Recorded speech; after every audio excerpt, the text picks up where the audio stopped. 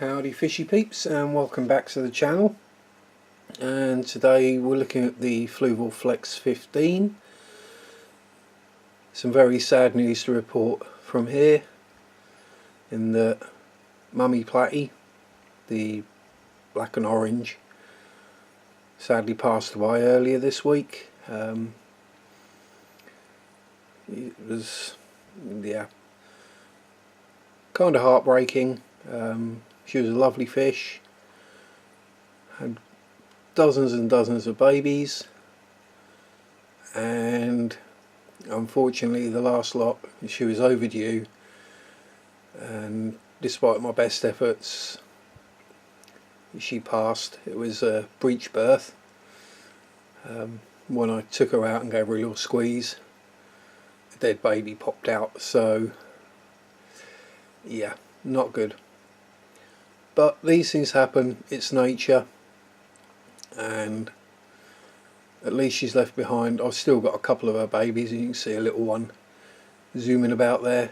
There's an even smaller one in there that somehow managed to avoid Norman, and I think Norman's actually just said, no, I'm going to leave you be now.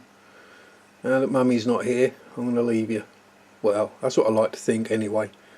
Might just be he's not caught it yet. Alright, so in addition to the neon tuxedo platties, which I already had, I realised I now had 2 males and 1 female, which is not a good combination. So I got 2 Mickey Mouse platties, both female, and they fit straight in, swimming about like little nutters, feeding away well, just generally enjoying life. Bertie is hiding up somewhere at the moment, as he tends to do as soon as I put the camera on, as is Norman. I see the orange shrimp. There's still 2, I think maybe 3 in there, and yeah, they're just too big now for anything to eat, so they're safe. Both the remaining cories are doing okay. One's definitely larger than the other, and as you can see, the plants are all doing fairly well. Guppy grass, or dwarf hairgrass, sorry, not so well. It's got quite a bit of algae on it at the moment. I think it's basically dying slowly. It's one of those things I just can't seem to keep alive, so I think we'll give up on that stuff as a bad lot and try something else in future. Any suggestions for a kind of lowish, light, easy to grow, low growing carpeting type plant would be greatly appreciated.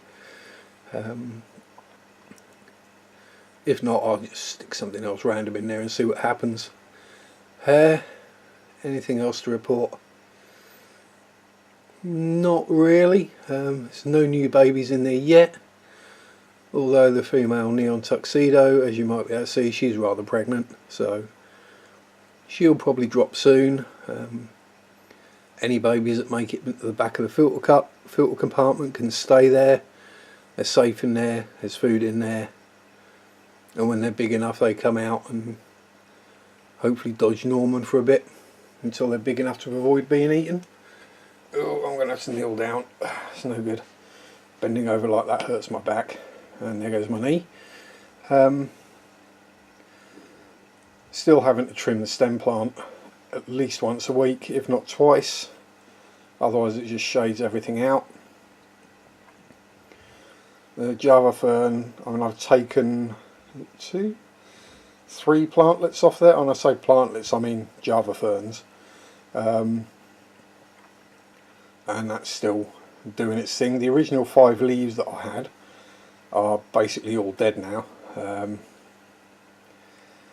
When I bought it, it was in a pot, and it was just 5 leaves in a pot. There weren't any roots or anything, so it's done pretty damn well from there.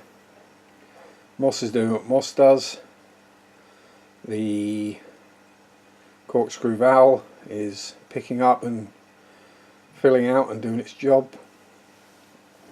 And as I say, everything else in there is getting on fine.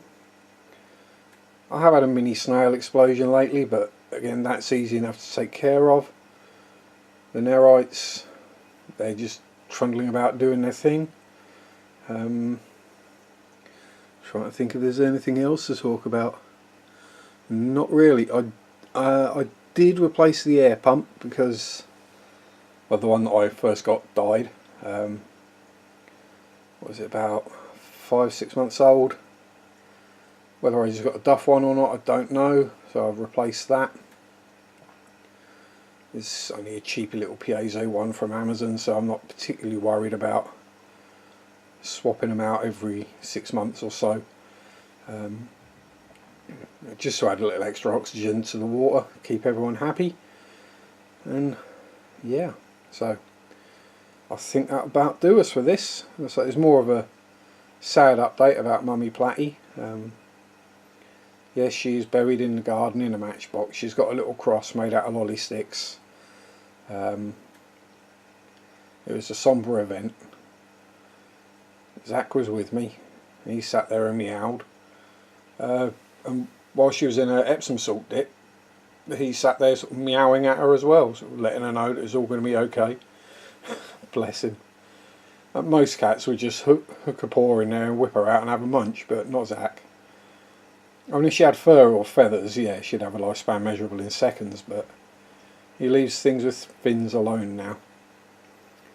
Ever since he got screamed at by a frog, he doesn't go anywhere near anything in water. So there we go. Despite the sad news, I hope you've enjoyed the video. If you have, please, the usual stuff, please like and subscribe. If you don't like it, give us a thumbs down and tell me why. If there's something I can change, I may well do. You never know. Constructive criticism is always good. Other than that, enjoy your fish keeping. Have fun. Peace out. Rock on. Bye bye.